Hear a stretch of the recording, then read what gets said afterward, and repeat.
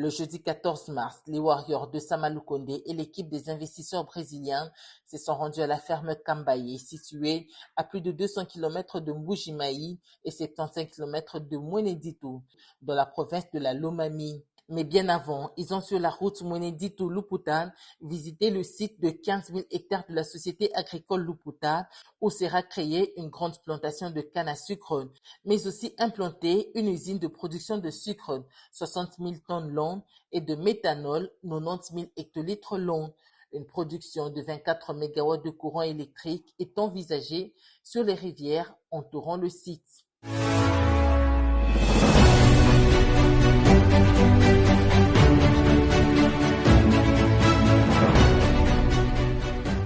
S'agissant de la ferme Cambaye qui a fait la pluie et le beau temps en alimentant abondamment les populations de l'espace Grand Kasaï en produits vivriers et en viande, cette propriété de la Miba, actuellement sous la gestion de la société d'élevage au Congo, SEC, est l'ombre d'elle-même. Mais avec les potentiels existants, infrastructures, superficies cultivables et pâturage, elle n'a besoin que de capitaux frais pour reprendre correctement ses activités. C'est ce qu'ont expliqué les responsables de SEC aux investisseurs brésiliens. C'est vendredi vers 2 heures du matin que la délégation a regagné Mbuji-Mayi après avoir bravé le tronçon chaotique compris entre Cambaye et la grande route menant vers Mweneditu.